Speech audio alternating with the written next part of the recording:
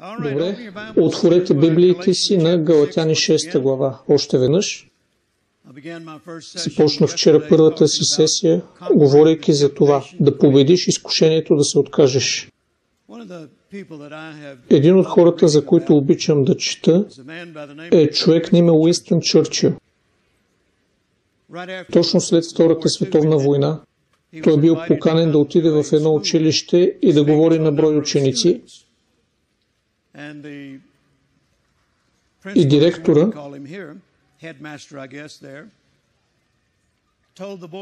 казва на момчетата преди да отиде там Уинстън Чърчил: господа, извадете си тетрадките, химикалките, един от най-известните мъже в целия свят ще ни говори. Днес искам да си водите бележки. И те били готови да си водят записки, очаквайки дълга лекция.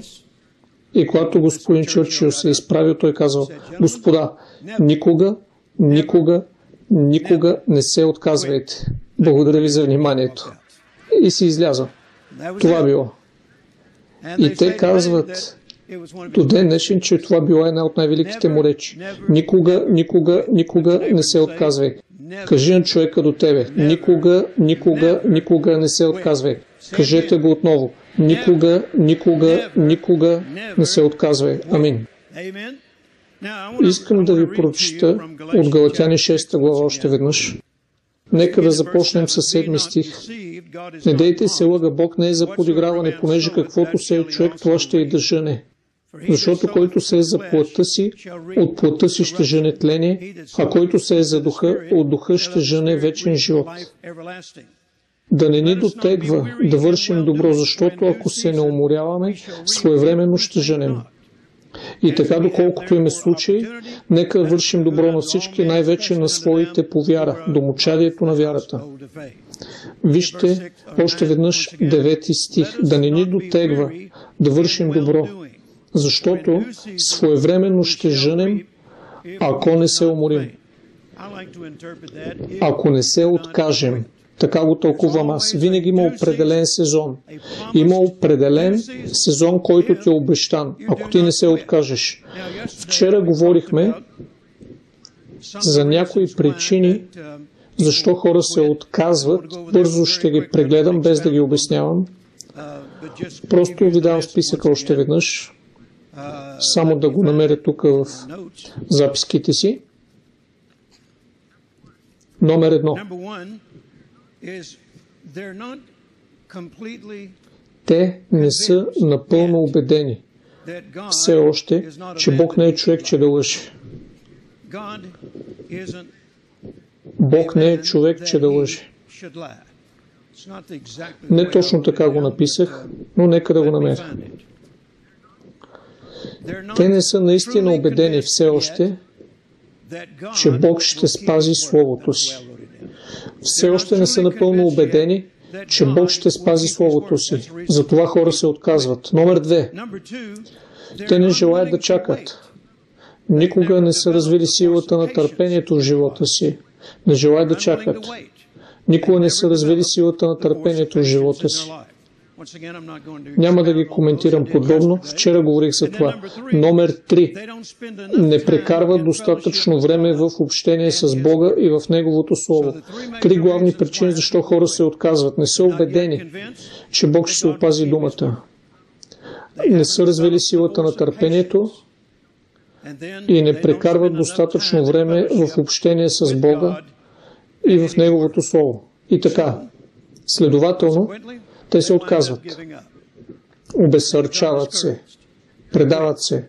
Казах вчера, че някой е казал, вярвам, че това е бил Томас Едисън, че повечето провали се случват, когато хора си мислят, че нищо не се случва и се отказват твърде рано. Аз вярвам, че в мига, в който аз се моля, според Марк 11:24, в мига, в който аз се моля и кажа амин, амин означава да бъде. В мига, в който аз кажа амин по отношение на мене, неща започват да се случват в духовното измерение. Незабавно. Незабавно започва да се случва духовното измерение. Може да не виждам все още нищо в естествения свят, но това не означава, че нищо не се случва. Направих решение преди дълго време никога да не казвам, че нищо не се случва. Отказвам да казвам това. Дори ако не виждам резултати незабавно, дори ако не видя резултати следващите 15-20 години, аз няма да кажа, че нищо не се случва. Аз вярвам, че нещо е започнало да се случва в мига, в който аз съм казал амин. Библията казва, вярвай, че получаваш, когато се молиш, а не след като видиш нещо. Не след като се почувстваш по-добре. Амин. Когато се молиш, вярвай, че получаваш. Кажи на човека до тебе, не се отказвай. Нещо се случва. Докато седиш точно тук ти и се надяваме, че слушаш всяка една дума, която излиза от устата ми, нещо се случва. Много от вас сте оставили домовете си, за да дойдете на тази конференция. И сте оставили проблеми, ситуации, обстоятелства, някои от които изглеждат невъзможни, но вие сте знали, че Бог иска да сте тук и сте решили, нищо няма да ме спре и аз вярвам, че Бог ще почете това слава на Бога и много от вас ще се върнете вкъщи и ще видите, че Бог се е погрижил за всичко вкъщи. Нещо се случва. Още сега, като седите там и слушате Божието Слово. И ако наистина го вярвате, викайте сега. Амин. Не знам колко пъти аз съм преживявал в моето ходене на вяра, когато изглежда като че ли нищо не се случва. Спомням си преди години,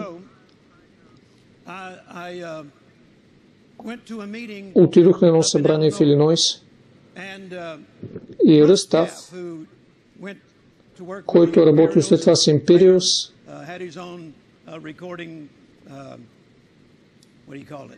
и след това имал кариера с записване на музика. Той стана много известен с неговите песни и пеене и така, но тогава той се бореше, беше млад човек. И знам, че имах обаждане от Арман от Империус и питаше дали може да вземе назаем Ръс като главен водач на пеенето. Аз го изпратих за около 6 седмици. Свършиха 6 седмици и знаех, че това е мечтата на Ръст, така че го освободих вече да не работи за мене и те все още ми дължи роялтис от всички песни, които е направил по моите проповеди. Той ми се обади тогава и каза: тате, благодаря ти, че ме научи на вяра. Нямаше да съм там, където съм днес, ако не бях научил вяра от тебе. И аз казах: кога идват роялтис? Кога идват авторските прави? Така много се веселяхме с него. В Аляска ловяхме риба, там до океана, и ловяхме риба. Извъня ми телефона. Тък му бях закачил хубава риба. Оставих си там въдицата и Ръс ми пишеше: тате, седя тук на наградите Дъв и получавам награда Дъв сега. Благодаря ти за това, че ти ме научи. Това е постижението на живота ми поради тебе. И тогава Ръс се учеше на вяра и се бореше в някаква степен, както всички ние в началото, когато чуваме неща, които са в противоречие на начина, по който сме били научени и възпитани. Първият път, когато чух Кенет Копланд и той каза: не съм движен от това, което виждам, не съм движен от това, което чувам, не съм движен от това, което чувствам, аз казах: аз пък съм. Но тогава още не знаех това, което той знаеше, което вече аз го знам. И така, като отидох там, в Илинойс, Бог ми каза да проповядвам по 3 служби за 3 дена, без да прием нито едно дарение. Бог каза: не приемай никакво дарение в тия 9 събрания. И аз казах: защо да не искам да приемам дарение в тия събрания? Бог каза: защото искам да ти покажа, че мога да ти снабдя нуждата по други начини. Не зависи от това ти да приемаш дарение. Аз казах: добре, доверявам ти се. И казах на Ръс: Ръс, няма да събираме никакви дарения през тия събрания. Той казва: сме тук 3 дена и ти няма да събираш дарение. Не. Защо не? Бог ще ни покаже че той не е ограничен до дарение в събрание. Бог ще ни докаже, че той е нашия източник и че той има множество начини да снабдява нашите нужди. Спомням си изгледа на лицето на Ръс, как ще си получа заплащането за пеенето ми. Аз му казах, довери ми се, Ръс. Бог ще ни покаже, че той е неограничен. И така, не приехме нито едно дарение за 3 дена, 3 служби на ден. И бизнесмен на пълното Евангелие ме помоли да остана и да проведа месечното им събрание. Казах, щастлив съм да остана, и той ми каза, брат Джей, нямаме голям раздел тук, не мога да ти обещая нищо по отношение на дарението. Това е банкет. Обикновено харчим всичко, което имаме, да платим за банкета и нямаме пари, даже дължим пари. И той каза, не мога да ти обещая нищо. Аз казах, това въобще не ме притеснява, защото Господ ми каза да не събирам дарения, докато съм тук. Той каза, какво? Не приемам никакви дарения тук. И той ми каза, само 20 човека идват. Аз казах, ще ти кажа. Ще посея аз семе, ще прибавя към това и купувам храната за всеки един, който дойде. Той каза, какво? Аз казах, ще събера дарение, но не за мен или за моето служение, а за твоя раздел на бизнесмен на пълното Евангелие. Той каза, никой не е правил това преди за мен. Аз казах, Бог е мой източник. И Ръс стои там и гледа и каза, това се влошава. Така си мисли, това се влошава. И така, тази вечер, когато ме взеха и ме закараха до кафенето, 200 човека дойдоха. Аз бях обещал да платя за всички ястия. И така платих за ястията, не взех дарение. И в онези дни, преди да получи първия си самолет, Ръс и аз се возихме с един ван из цялата страна. И звуковата уредба беше отзад. Звучителната уредба беше отзад и шофираме назад към Форт Уърт, минаваме обратно към Форт Уърт, минаваме през Тексаркана, където живее Трейси. И там до магистралата има Ел Чикос, заведение за хранене. Много пъти сме се хранили там с Керолин, докато пътуваме. Казах на Ръс, ще спрем в Ел Чикос и ще обядваме. И така, отбихме от магистралата, отидохме в Ел Чикос и имаше само една двойка, които седяха вътре и вече беше след обяд. И някаква друга двойка седеше там, така че ни заведоха до маса и ние сядаме и си поръчваме ядене. След малко едната двойка става и идва при мен при нашата маса и казва, вие Джери Савел ли сте? Аз казах да.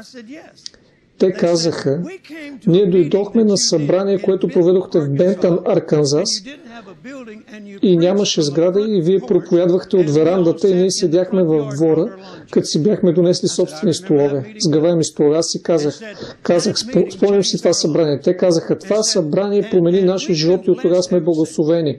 Всъщност ние седяхме там и си приказахме колко благословени сме и какво е направил Бог за нас. И вашето име се появи в ума ни и в разговора ни и ние си казахме, трябва да изпратим дарение на Джери Савел, защото той е този, който ни научи как да ходим в благословението. И погледнахме, точно в този момент ти влезе. Така че ти ни спести пощенската марка. Ето, вземи това. Щяхме сега да отидем в почтата да ти изпратим това. Вземи го. И така, аз го взех, положих ръце, помолих се за тях и те си тръгнаха. И любопитните му иска да знаят. И Ръс се чуди. И аз казах, погледнах чека и казах, Ръс, какви мислиш, че щяха да бъдат даренията ни за 3 дена в тия събрания, които свършихме? Той каза, не знам колко щяха да бъдат, но предполагам добри. И какво предполагаш ще да бъде дарението в събранието на бизнесмени на пълното Евангелие? Ако 200 човека имаха възможност да посетят нашето служение, вероятно ще да е добро. Аз казах, виж това е по-добро от това, което ще да бъде в това събрание. И по-добро от това, което ще да бъде от бизнесмени на пълното Евангелие. Беше отвъд и над, покрини целият бюджет, всички разходи и ни останаха пари. И Бог доказа, че нещо се случва, когато ти се молиш в духовния свят. Дори да не виждаш нищо да се случва точно сега. Колко от вас сте сиячи на семена? И искам да знаете, че това семе работи точно сега. Твоето семе работи точно сега. Не ме слушате. Твоето семе работи точно сега. Не се отказвай от него. Бях роден във ферма в Мисисипи. Когато си роден в Мисисипи, тогава са 2 слички Мисисипи. Бях роден в Мисисипи, във ферма. Дядо ми имаше 68 акра и ние фермерствахме там. И нито веднъж дядо ми, като сее в полето, на следващия ден да отиде и да гледа и да каже: айде, сине, айде сега да изкопаем всички семена. Нищо не се случи. Не. Той знаеше, че семето ще се вкорени. Винаги си спомням как дядо ми казваше това всяка година: сине, ще има добра реколта тая година. Дядо, откъде знаеш, че има добра реколта? Той каза: сине, това е почвата на делтата на Мисисипи. Тук може да отглеждаш всичко. И винаги имахме добра реколта. Но той беше готов да чака. Той знаеше, че семето трябва да покълне и няма да отиде да го изкопае, преди то да има възможността да си свърши работата, това, което семената правят. Когато Бог е създал семената, последното нещо, което семената са чули от Бога, е: растете. Това е всичко, което знаят да правят семената.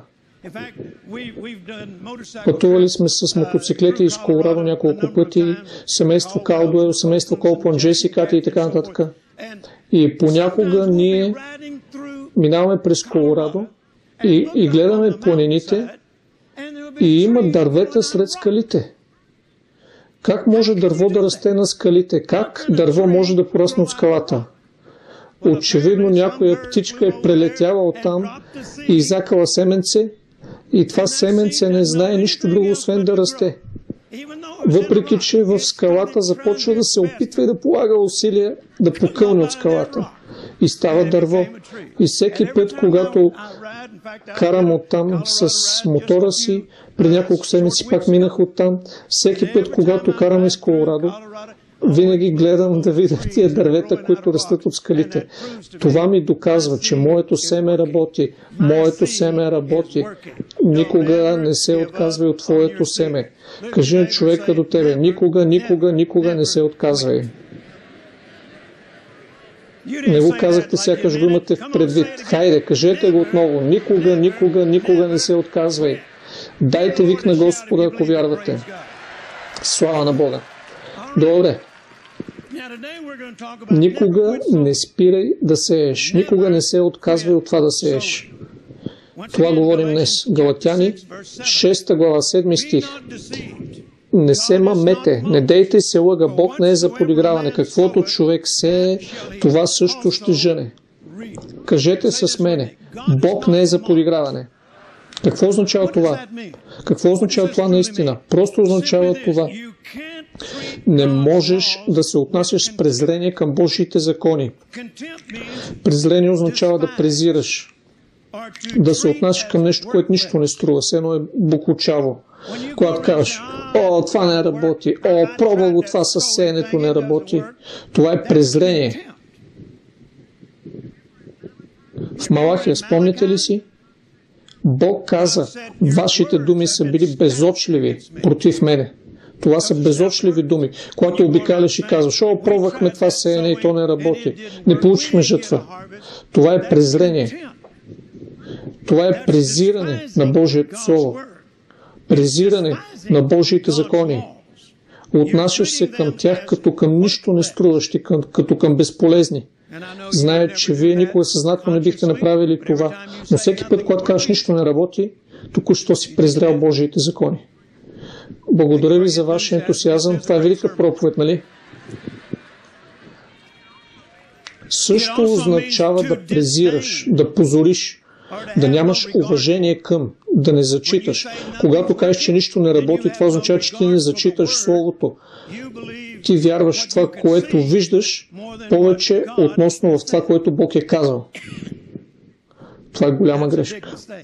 Можете ли кажете амин? Притчи, 1 глава, 7 стих. Първата част.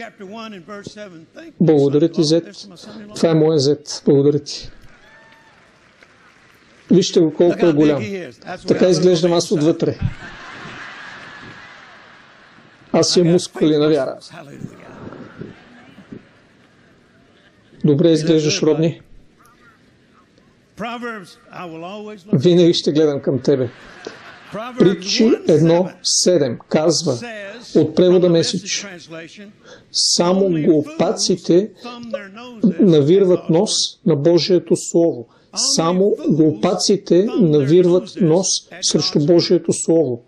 Притчи 10 глава, 14 стих от превода Меседж казва: мъдрите акумулират знание. Мъдрият човек събира, акумулира знание, но глупака си навирва носа срещу Божието Слово. Притчи 14.7 NIV казва: стой далече от глупака, защото няма да намериш знание на устните му. Стой далече от глупаците. Кажи на човека до тебе: ти глупак ли си? Не искам да седи до тебе. Не им казвайте така. Стой далече от глупака, защото няма да намериш знание на устните му. И Притчи 18.2 от разширената Библия казва така: глупакът не се наслаждава на разбирането. Притчи 24.7 мъдростта е твърде висока, непостижима за глупака, за безумния. Превода Меседж казва: далече над главата му е. Далече над главата му. Така че това, което аз казвам, е следното: не дей да следваш тези, които не зачитат Божието Слово. Не дей да ходиш в църкви, където не зачитат Божието Слово. Ти ми казваш къде ходя на църква? Да. Няма да прекарвам качествено време в Божието Слово, да си изграда вярата, ако седя в църква в неделя сутрин за няколко часа, където някой проповедник, който нищо не знае, ми говори против вярата. Не, няма начин. Откъде знаеш, че нищо не знае? Когато каже, че вярата е свършила и че вече не се нуждаеш от вяра, ставай и излизай. Нищо не знае.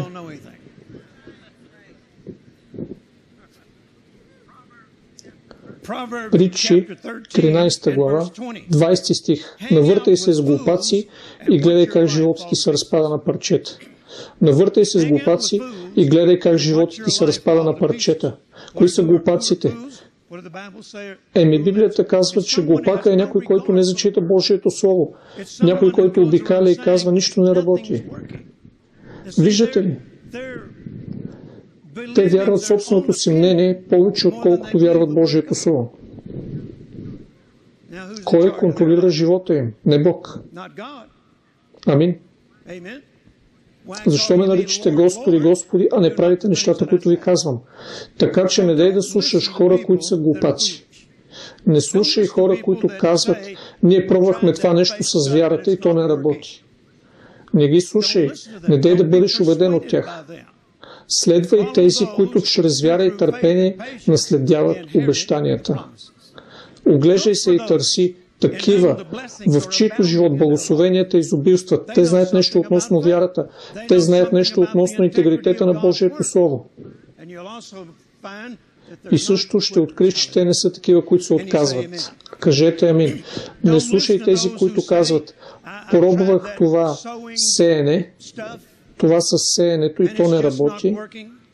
Библията казва, че каквото човек сее, това жъне. Така че кого ще слушаш ти? Тях или Бога? Вижте, това е елементарно, хора. Осъзнавате ли, че е елементарно?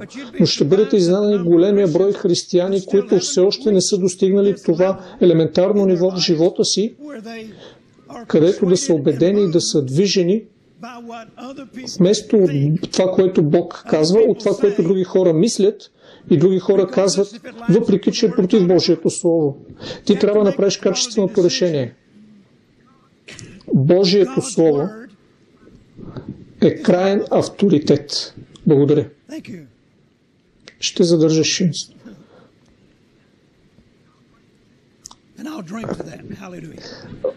Правя тост за това, на здравица за това. Божието Слово е крайният авторитет. Кажете го с мене.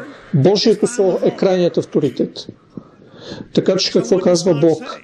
Каквото човек сее, това също ще жъне. Превода Филипс казва: жътвата на човека в живота зависи изцяло от това, което той сее. Чуйте колко мощно и положително е това. Жътвата на човека в живота му зависи изцяло от това, което той сее. Вижте, този принцип на сеене и жънене беше нов за мене, след като дойдох при Господа. Не беше нов за мен, защото бях учен на това целия ми живот. Особено когато бях грешник. Когато не живеех право. Родителите ми казваха: сине, ще жениш това, което сееш. Ще жениш това, което сееш. Как така ние го вярваме за негативните неща? Никой не поставя под въпрос негативната страна на сеенето и жененето. Много пъти, когато видим някой, чийто живот се разпада на парчета, ние казваме: о, той сега си жени от семената, които е посял. О, да. Но от положителната страна, ние го поставим под въпрос. Жениш каквото сееш. Ако сееш финансово семе, ще жениш финансова жътва. Ние не вярваме това.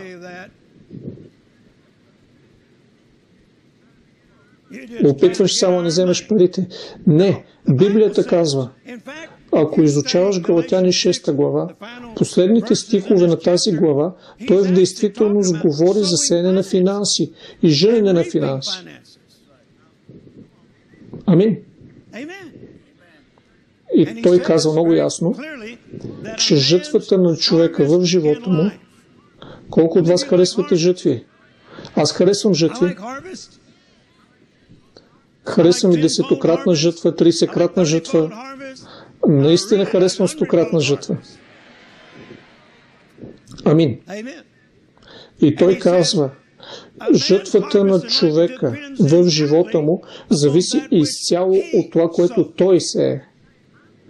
Кажи: аз съм във власт над моята финансова съдба. Ти си във власт над финансовата си съдба. Не правителството, не социалното осигуряване. Ти си във власт над финансовата си съдба. Преди години проповядвах в Меридиан, Мисисипи.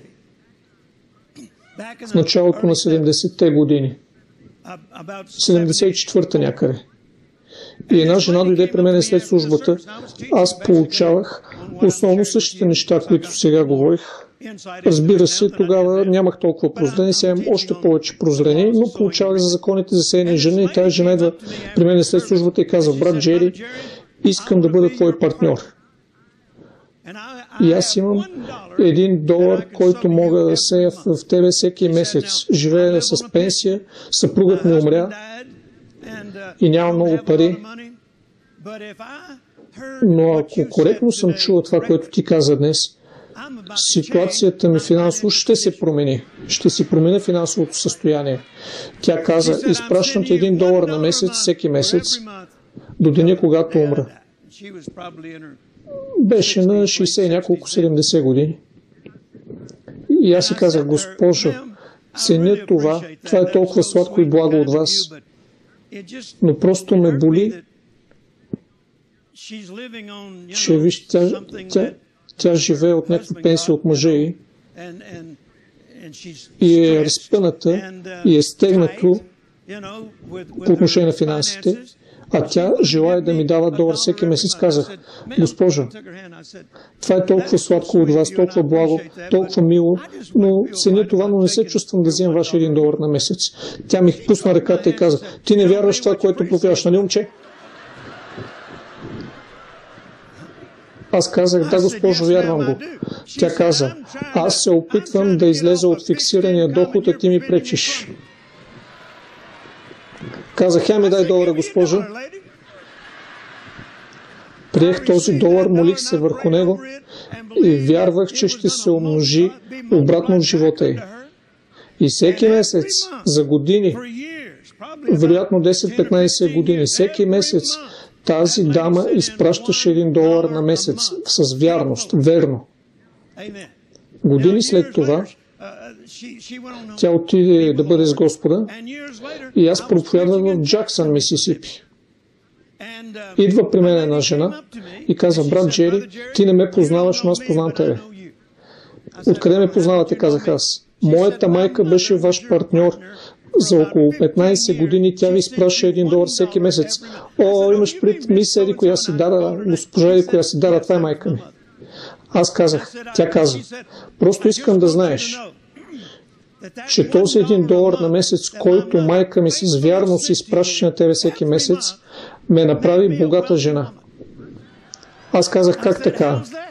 Тя каза: след като татко умря, фермата премина на майка ми, имахме много акри, и след като мама умря, фермата премина на мен, аз съм единствено дете, и внезапно град Джаксън реши, че не могат да съществуват по-дълго без моя имот, и те ми платиха големи пачки за земята, и днес аз съм богата богата жена, и приписвам това на факта, че майка ми сееше по $1 всеки месец. Бог може да вземе малко и да го превърне в много. Никога не казвай: няма много за да сея. Сей. Харесвам това, което Чарлз Капс казваше: ако ти е останал последен $1, никога не го похарчвай, посей го. Не си изяждай семето. Така казваше Чарлз: не си изяждай семето. Кажете амин. И така, слушайте това. Жътвата на човека в живота му зависи изцяло от това, което той сее. Думата изцяло означава тотално, изключително. Това казва, че жътвата идва само чрез сеене. И така, човекът, който не сее, няма право да очаква жътва. Знаете ли защо Керолин и аз нямаме реколта праскови тая година в нашата къща? Ами не сме посяли никакви. Не сме посадили. Нямаме никакъв памук тая година. Не сме посели никакъв памук. Отивах с самолета си при Чарлз Капс в Ингланд, Арканзас, и Чарлз имаше писта зад къщата си, точно посред полето си за памук, и всеки път, когато се приземявах с моя самолет там, към малкия хангар, който той имаше до пистата, виждах памуки от двете страни на крилете ми. И един ден долетях там, приземих се, Чарлз ме чакаше и забелязах, че нещо друго растеше там, но не беше памук. И не бях запознат с това растение. И така, като се приземихме, Чарлз дойде до самолета, отвори вратата, аз излязох: добре дошъл, чакахте. Чарлз, казах аз, къде ти е памука? Не посях никакъв, имаш ли багаж? Ами Чарлз, казах аз, защо не пося памук? Не исках, имаш ли още багаж? Казах: Чарлз, какво расте там? Той каза: соя. Имаш ли още багаж? Аз казах: Чарлз, защо си посял соя? Исках соя. Имаш ли още багаж? Получих откровение, докато стоях там, до хангара, до малката писта на Чарлз. Ако не искаш памук, не да сееш памук. Ако искаш соя, посей соя. Какво велико откровение? Сам го получи. С помощта на Чарлз Капс. Амин. Ако искаш финансови жътви, я да пробвам от другата страна на сградата. Ако искаш финансова жътва, какво казва Библията в книгата Битие? Всяко семе произвежда според своя вид. Искаш ябълки, посаждаш ябълкови семена. Искаш портокали, посаждаш портокалови семена. Искаш финанси, посаждаш финанси. Вярваш за нова кола? Намери някой, който вярва за кола. Посей в неговия проект на вяра. Трябва ти нова къща? Намери някой, който вярва за нова къща. Посей в техния проект. Амин. Аз вярвах за първия си самолет. Единственият човек, който познавах на планетата, който знае как да вярва самолет без дългове, беше Кенет Копланд. Събрах всички семена, които можах да събера. Занесох ги при Кенет Копланд и ги посях в неговия авиационен отдел. Защо? Защото всяко семе произвежда според вида си. Алилуя. Самолетно семе произвежда самолети. Автомобилно семе произвежда автомобили. Амин. И знаете ли какво ще направя? Правил съм го за всеки самолет, който Бог някой е слагал в служението. Говоря за 9-10 самолета сега. След като си посея семето, в мига, в който посея моето семе, нещо се случва в духовното измерение. Никой не забравяйте това. Нещо се случва, нещо започва да се случва в духовния свят. Сега Библията казва: не се уморявай, да не ти дотегва, не се изтощавай, докато се прояви в естественото, не се отказвай. И така, исках да ми построят модел за следващия самолет, за който вярвах, и си поставих моделчето на бюрото и всеки път, като влизах в офиса си, поглеждах самолетчето и това ще произведе моето семе. Амин. И всеки път, когато този самолет се прояви се, аз вече го използвах и след това го посях в служението на някой друг. И си направих модел на следващия самолет, за който вярвам. И този, за който вярвам, го слагам на бюрото си, а готовите модели на самолети, които вече съм получил, се проявили, ги слагам на един рафт там в офиса си. И един от моите директори ми каза: брат Джери, какви са всички тези самолети? Това са самолетите, с които Бог ме благослови през последните 48 години. И те казаха: ми тук имаш и стелт. Никой не сме виждали какво е стелт. Аз казах: за това се нарича стелт. Невидим, скрит, подмолен. Не, някой ми изпрати този модел и просто си го сложих там. Амин. Слава на Бога. Той самолет, в който летя днес, започна като семе. Амин. Мислих, че може би моите дни на самолети ще свършат и че вече свършват. И си мислих, може би вече не ми трябват самолети. Последния го посях и не поисках от Бога жътва за това. Казах си: мисля, че вече не ми трябват самолети. И казвам ти, човече, Бог върхлетя върху мене. Проповядах Балтимор и след службата се прибирам в хотела си и Бог ми каза: по кое време аз ти казах, че сега може да изпълниш това, което съм те призвал без самолети? Аз казах: никой не си ми казал такова нещо. Бог каза: какво ти казах, когато започна ти? Че никога няма да изпълниш всичко, което съм те призвал без самолети. Така че решение е да не вярваш за следващия си самолет. Аз казах: очевидно мое. Той каза: свърши ли си служението? Аз казах: не, Господине. Той каза: връщай се във вярата си. Никога не забравям посяно семе. И затова аз вече съм следващия си самолет. Слава на Бога. Амин. Ето защо следващия самолет се прояви. И това е най-добрият, който съм имал, най-бързият, който съм имал някога. Човече, летяхме обратно от Торонто този ден. 45 000 стъпки към 1000 км в час. Аз гледах надолу и махах с ръка на търговските самолети, на пътническите самолети долу. И така, всяко семе произвежда според вида си. Сега, слушайте това. Жътвата идва само чрез сеене. Приеми го. Кажи, приемам това. Жътвата идва само чрез сеене. Не можеш да поставиш на страна Божиите закони, сякаш не съществуват. Битие 8.22 казва, докато съществува земята. Тук ли е земята все още? Огледайте се добре. Тук ли е земята все още? Докато земята съществува, сеитба и жътва няма да престанат. Битие 8.22. Така че все още е принцип, който действа в света днес. Можете ли кажете амин? Кажете това с мене. Аз приемам Божия закон на сеене. Аз приемам Божия закон на жънене. Аз ще живея чрез него за останалата част от живота ми. Вдигни ръце и благодари на Бога, че работи за тебе точно сега. Амин. Сега, Галатяни 6.9 още веднъж казва, и нека да не се изтощаваме, да не ни дотегва да вършим добро. Ако го изучавате, вършенето на добро е сеенето. Разгледайте го по-отблизо.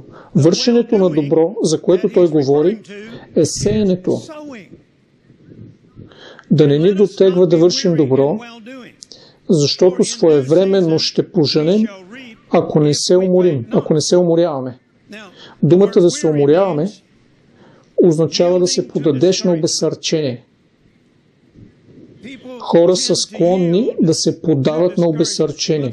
Когато им изглежда като че нищо не се случва, когато им изглежда, че нищо не работи, изглежда, че всичко това сеене, което аз съм правил, не виждам никакъв резултат от него. Виждате ли, това е дотегването, това е изтощението, да се подадеш на обезсърчение. Също да приемеш лъжата на дявола, че нищо не работи. Не падай в това. Още веднъж ти трябва да осъзнаеш, че в мига, в който ти освободиш това семе от ръката си, нещо започва да се случва в духовния свят. Амин. И в определения сезон ще поженеш. Той пътува към тебе. По пътя си е към тебе определения сезон. Ето нещо, аз никога не знам кога е определения сезон.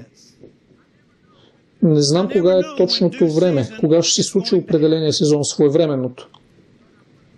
Но аз съм готов да чакам до него. Амин. Аз съм готов да чакам за определения сезон. Няма да се откажа. Както дядо ми, той никой не ми каза, сине, губим си времето, сейки всички тия семена. Вече 3 седмици минаха и нищо не се е случило. Не, независимо колко време е необходимо. Бог е обещал определен сезон. И Бог не е човек, че да лъже. Кажи на някой, моя определен сезон идва. Независимо какво казват други хора, не ме интересува какво мислят други хора, Божието Слово е крайният авторитет. Моя определен сезон идва. А ако наистина го вярваш, дай най-добрия вик на Господа. Амин. Имаш Божието Слово относно това. Божието обещание. И Бог не е човек, че да лъже. И така Павел буквално ни казва, никога не спирай да сееш. И не позволявай по никакъв начин на твоите обстоятелства да ти диктуват дали сееш или не. Брат Джери, когато ми дойде кораба. Повечето хора, които казват това, въобще не го спазват. Не го живеят това нещо. Повечето хора, които казват, когато дойде кораба ми, никой не са си изпратили кораба на първо място. Не са го изпратили, а го чака да се върне. О, брат Джери, когато имам $1000, ще ги посея. Ами започни с един. Започни там, където си. Когато се запознах първоначално с брат Копланд, нямах никакви пари, бях в дълг до ушите. И лично, и бизнеса ми. Но това, което той проповядва, промени моя живот. Аз му написах писмо. Още преди да се преместя тук. Даже не знае как се пише името му. Написах, скъпи брат Коплин. К-О-П-Л-И-Н. Скъпи брат Коплин. Слушал съм твоите послания, те променят моя живот. И искам да знаеш, че аз бих искал да посея $1000 в твоето служение. Толкова беше най-голямото, за което мислех тогава, но нямам $1000. Даже нямам и $100. Нямам и $10. Нямам $1. Казах, всичко, което имам като семе е молитвено време. Обещавам ти, че всяка сутрин ще ставам и първият час от моя ден ще се моля за твоето служение. Това е всичкото семе, което имам. И Бог го почете. Библията казва, нека всеки човек да реши в сърцето си какво ще сее. Аз реших в сърцето си. Никой няма да казвам, нямам семе. Аз имах семе. Просто не беше под формата на пари. И така ставах всяка сутрин и се молих първия си час. Прекарвах първия си час в молитва за него. И никой няма да забравя деня, когато Бог ме благослови с тия $1000. И аз стоях при брат Копланд, стиснах му ръката и казах, Господине, не знам дали си спомниш или не, обаче аз ти казах, че ако имам $1000, ще ги посея в твоето служение, за да достигнеш други Джери Савеловци, точно като мене. Бог ме благослови с $1000. Ето и. И аз си мислих, че ще се тръгна, но чух нещо да излиза от устата ми, което не бях планирал. И казах, Господине, ще дойде време, което ще бъде $10,000. Затурих си устата и казах, скъпи Боже, откъде някъде ще взема $10,000. Но никой няма да забравя деня, когато отидох при брат Копланд и казах, Господине, казах, че един ден ще посея $10,000. Ето ги, слава на Бога. И преди да му пусна ръката, чух да излиза от устата ми. И някой ден ще бъдат $100,000. И аз си помислих, скъпи Боже, откъде ще взема $100,000? Но никога няма да забравя деня, когато отидох при Кенет Копланд и казах, Господине, обещах $100,000. Ето ги, слава на Бога. И едва можех да чакам какво ще излезе от устата ми след това. И един ден ще бъдат $1,000,000. Алилуя. Амин. Проповядвах с него в Анахейм. Западния бряг, конференция на вярващите преди няколко години. Бог ми даде послание, което абсолютно беше едно от най-помазаните послания, които някога съм проповядвал. И брат Копланд, когато се прибрахме вкъщи, каза, ще напиша писмо на моите партньори, ще насърча всеки един от тях да поиска това послание и ще им го изпратя безплатно. Искам те да чуят това послание, което ти проповядва. И така изпрати писмото на партньорите си, предложи им посланието безплатно и партньорите го получиха и тогава на свой ред те му изпратиха без той да поисква $1,200,000. И аз казах, брат Копланд, тък му посях $1,000,000 в твоето служение. Слава на Бога. Амин. Слава на Бога. Слава на Бога. Това е доста добре за селяче, което нямаше и $1.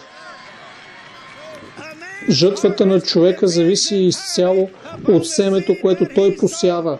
Не се подигравай на Бога. Не слагай Словото му на страна, като че ли не съществува. Просто се осмели да го вярваш и го изпълнявай. И гледай как Бог ще направи останалото. Хайде, дайте му вик на хвала. Слава на Бога. Сега слушайте това. Не чакай твоите обстоятелства да се променят преди да започнеш да сееш. Слушайте Еклесиаст 11 глава 4 стих. Който се взира във вятъра, няма да сее. Който гледа на облаците, няма да жъне. Разширената го казва така. Живата Библия. Човека, който чака всички условия да бъдат съвършени, ако чакаш всички условия да бъдат съвършени, гарантирам ти, никой няма да бъдат съвършени. Не чакай за съвършени условия. Започни да сееш, когато условията са неблагоприятни. Ти можеш да ги промениш. Колко от вас си спомняте историята за Исаак в Битие 26 глава, 1 до 14 стих. Библията казва, имаше глад в земята. Глад. Звучи като условията, все едно не са съвършени. Имаше глад в земята и Библията продължава и казва, тогава Исак посява в тая земя и събра през същото лято 100-кратно. И Господ го благослови. Забележете, той пося по време на глад. Това не са съвършени условия. Всъщност, естественият ум ще каже, Исак, пилееш си семето, има глад. Няма шанс това семе да порасне. Но Господ го инструктира да посее, независимо от обстоятелствата му. И Библията казва, той посява в тая земя и получи 100-кратно и Господ го благослови. Харесва ми превода Кинг Джеймс, казва, и човека ставаше по-силен, възвеличаваше се в нашия превод.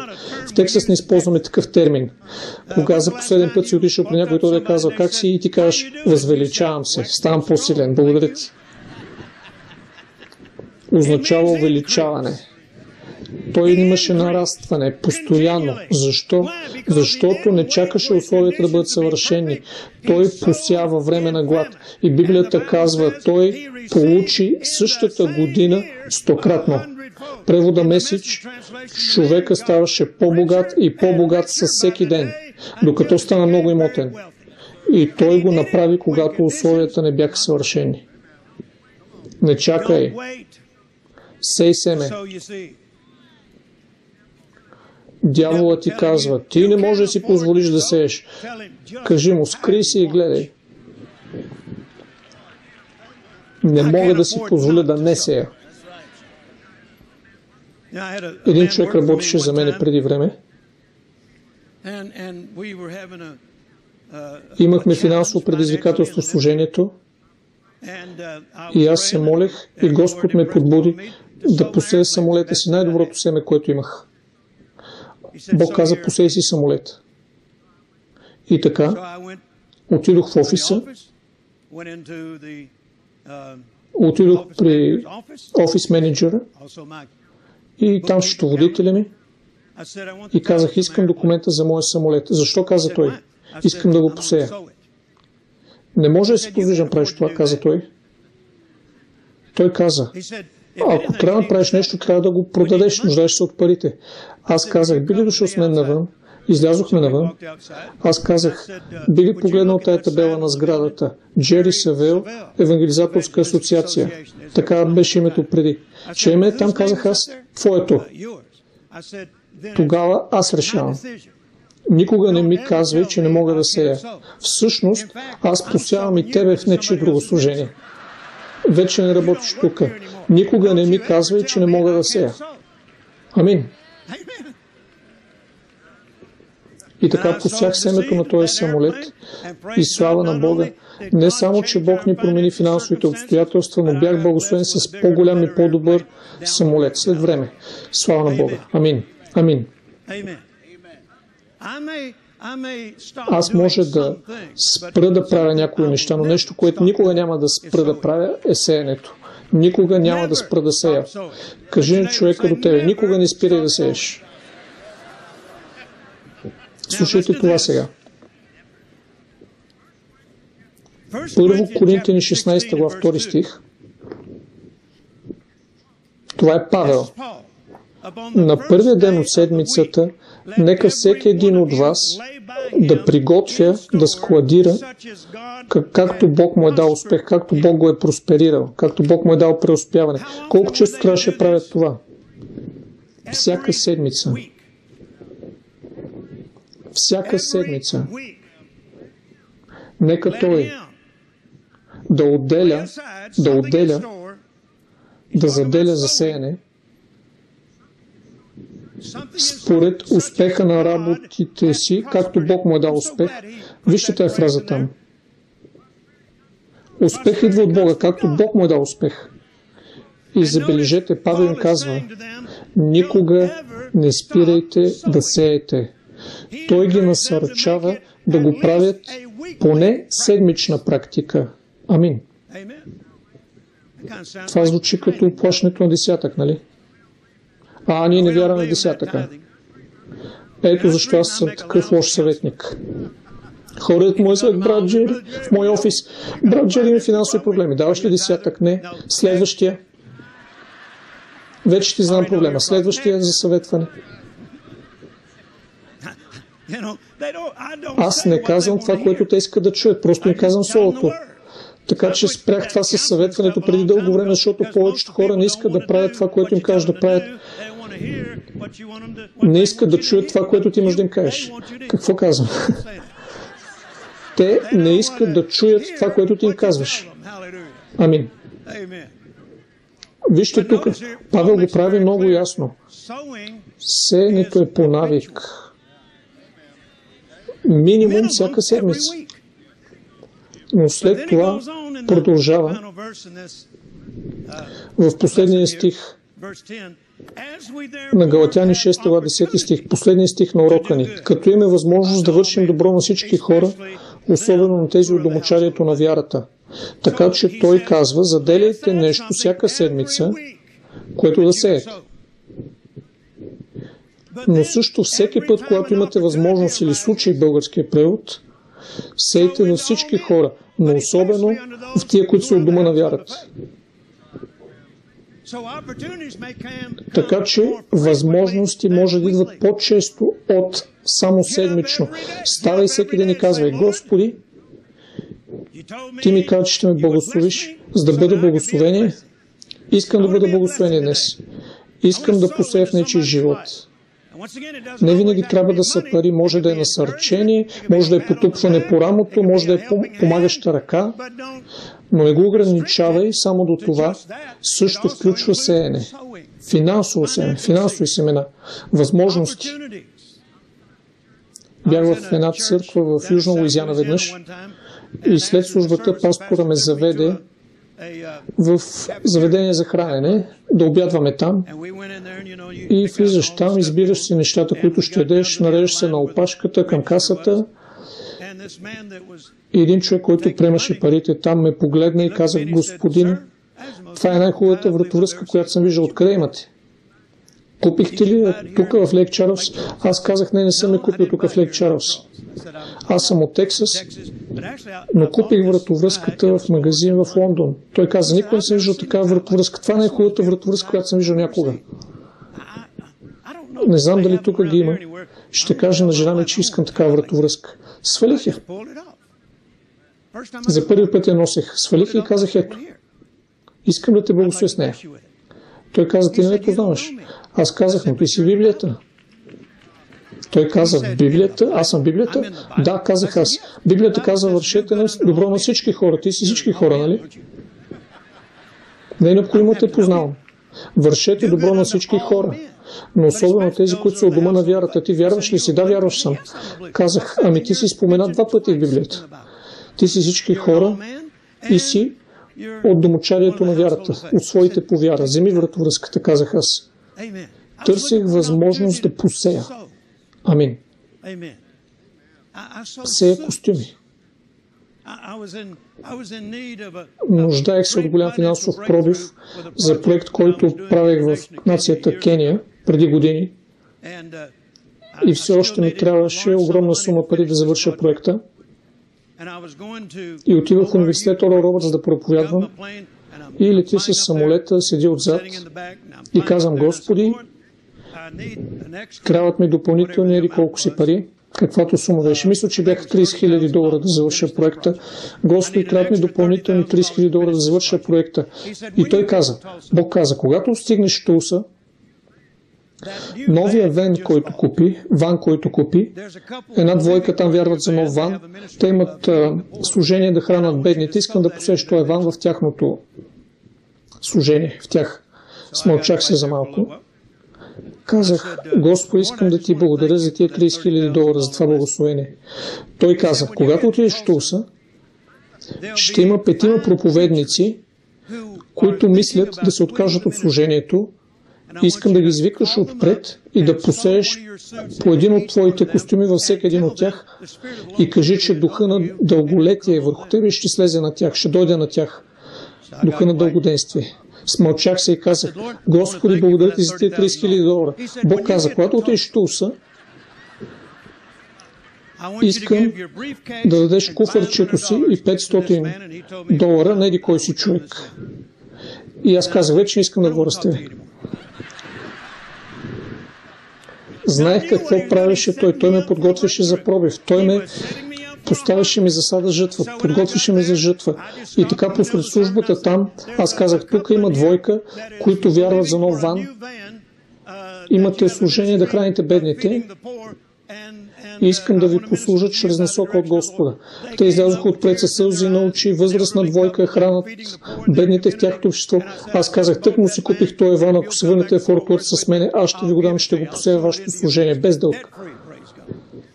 И аз казах, има 5 проповедници тук, които ще се откажат от служението и Господ ми каза да ви повикам отпред да ви положа ръце. И ако всеки един от вас ще получи един от моите костюми и дух на дълголетие ще дойде на вас. И те дойдоха отпред тия 5 проповедници и чудодейно всички бяха моя размер. Нямаше нито един висок сред тях.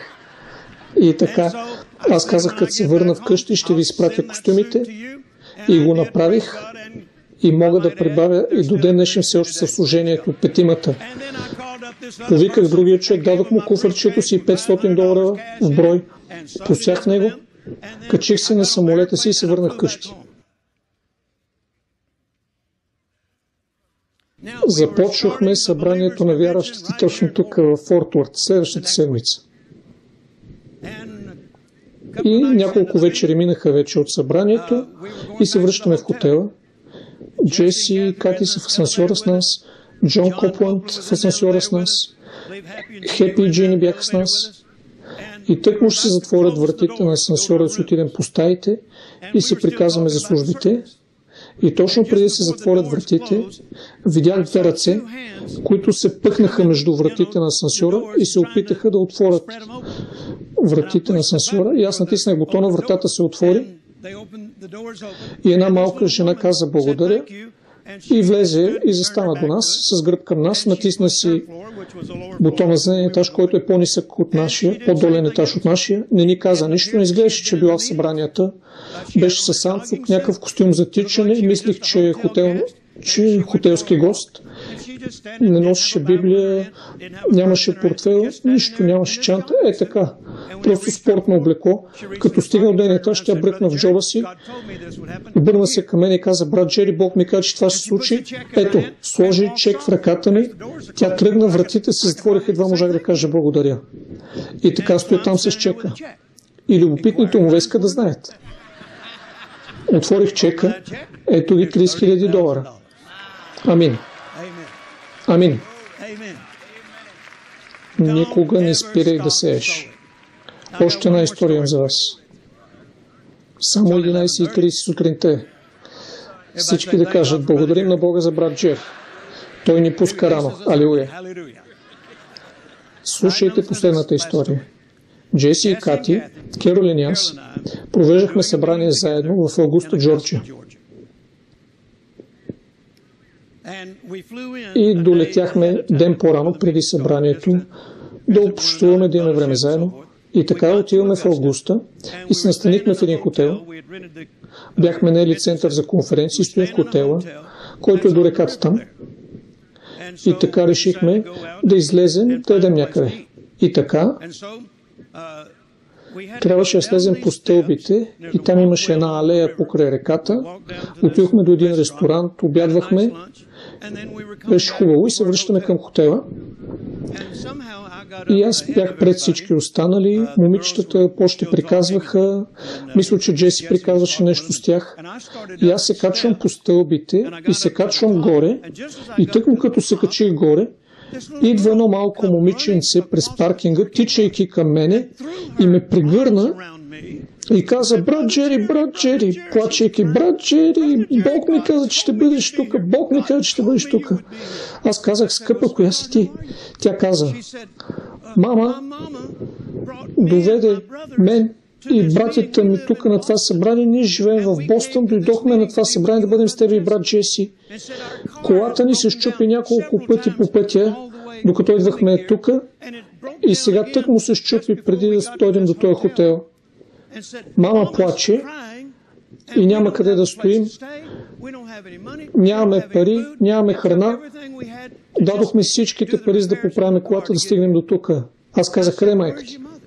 И тя каза, ето там в оная кола. И видях как главата на мама беше на волана на колата. И аз казах, да говорим с мама. И отиваме там. Джеси дойде зад мене. Не осъзнавах, че е зад мене първоначално. И така той ходи също след мене. И стигам до колата. Мама плаче. Главата на волана. Даже не беше забелязал, че дъщеря не е в колата вече. И така, главата е на волана. Аз я потупах по рамото. Тя се обърна, погледна към мен и каза, не го вярвам. Аз казах, дъщеря ти го вярва. Тя каза, брат Джери, какво правиш тук? Ами в този хотел стоим. Аз казах, дъщеря ти ми каза, че сте имали всички тия проблеми, идвайки до тук. И тя каза, да, похарчих последната стотинка, за да оправим колата и тя пак умря тая кола, нямам пари да я поправя, няма къде да стоиме, нямаме храна, нямаме пари за хотел. И тя каза, дъщеря ми каза, мамо, нека се молим да се срещнем с брат Джери. Той е работил по коли преди. Така е казала. И каза. И тя каза, скъпа, даже и да срещнем брат Джери, не знам в кой хотел е той, но сигурна съм, че той не си носи инструментите. Скъпа, това просто няма да се случи. Мамо, ти ни каза, че ако ние вярваме, че получаваме, ние можем да го имаме. Аз ще се моля, казва дъщеричката, Бог да изпрати брат Джери. Майката каза, прави каквото искаш, обаче няма да се случи. Малка е вероятността, не се надявай. И аз се появявам в този момент от алеята и момичето ме видяло и стича към мене. Аз казах, ето какво ще направя сега. Един от моите помощници е тук. Имам и приятели тук в Аугуста. Ще им се обадим. Ще видим къде има хубав сервис, който те препоръчват и ще изпратим колата ви там да бъде ремонтирана, докато сте на това събрание и аз ще платя за ремонта на колата. Джеси ме потупа по рамото и каза, няма да вземеш цялото благословение, тя сплащам половината. Помниш ли това, Кати? Аз казах, не е необходимо. Джеси каза, не, искам да сея. Каквото струва сея половината. Добре, Джеси и аз ще се погрижим за колата. И така, вие къде планирате да пребивавате? Няма резервация, каза тя. Тогава оставате в нашия хотел с нас. Ще ви наемем стая за всички вас да стоите в този хотел, докато тече събранието и аз ще платя за това. Джеси ме потупа, няма да вземеш цялото благословение ти. Аз плащам половината. Аз казах, госпожо, Джеси и аз двамата ще си разделим цената за стаята ви. Деца, всичко, което искате да дадете, просто викайте рум сервис и слагайте цената на сметката. Джеси и аз ще платим за това. Тия деца никога преди това не са били в хотел. Те бяха шокирани, че един хамбургер ще дойде на поднос в стаята им. Просто някакъв звънец и Джери и Джеси плащат за това. Да, плащат за това. И аз казах сега, ще уредим ви да отивате на събранията, човек от нашия персонал ще ви вози до там и обратно ще имате места на първия ред, ще се грижим за вас тая седмица, както никога не са се грижили за вас. Така че ще ги довеждаха на събранието на всяка служба и тия малки деца идваха, прегръщаха ни, благодаряха ни, толкова се наслаждаваха. И така след като свърши събранието, ние дадохме парите да се върнат обратно вкъщи, дадох им телефона, името на дъщеря ми и им казах, обадете ни се, да знаем, че сте се прибрали безопасно вкъщи. Ако имате проблеми по пътя, обадете ни се, ние ще се погрижим. Не се безпокойте за нищо. Всеки, който ще измине целият път от Бостън до тук, да чуе мен и Джеси, заслужава да се погрижим добре за него. И така, амин. Те направиха това, обадиха ни се известно време след това. И така, наистина, казвам ви, аз наистина не казах, о, Господи, помниш ли семето, което посях в тая жена в нейното семейство? Просто за мен беше почет да го направя. Галатяни 6 глава 10 стих. Като имате възможност, като имате случай, бъдете благословени за всички хора, особено за вярващите. Не мислих жътва. Не мислих жътва. Бях почетен да го направя. Аз живея за да давам. След няколко седмици един човек ми се обажда Провеждах една от нашите служби, месечно събрание, което правя за служители. Казва се обратно към основите. И по време на службата тая вечер, като излизах, един човек ми връчи малко парче хартия. Докато излиза ми каза, прочети го и ми се обади. И така, трябваше да се обадя на моя директор в Кения. Върнах се в офиса, обадих се до Кения.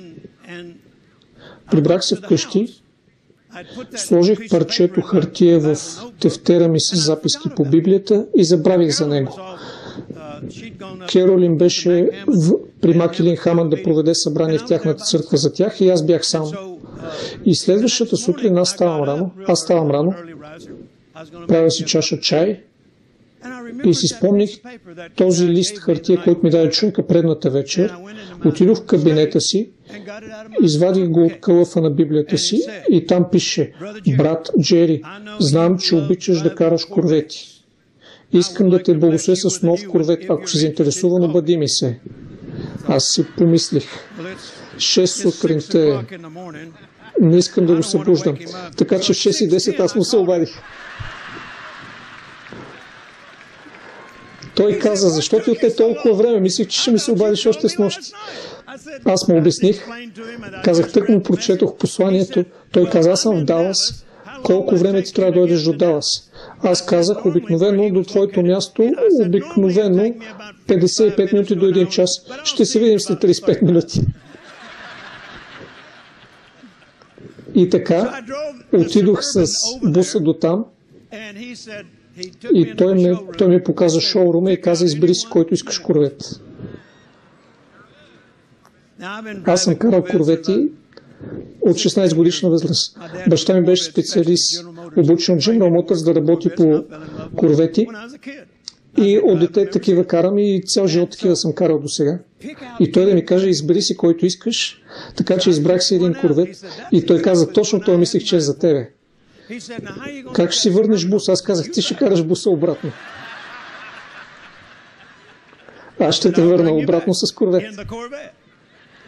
И така, върнахме се обратно с двете коли, аз го закарах обратно и се прибирам обратно към къщи и просто бях пленен от добротата на Бога и казах, Господи, как така си казал на този човек да ми даде корвета? Той каза, това е жътвата ти от семето, което пося в най-малка жена. Аз казах, Господи, аз не съм искал жътва. Той каза, аз никога не забравям посято семе. Добре, слушайте сега, ще ви го докажа. Ето го стиха, запишете си го.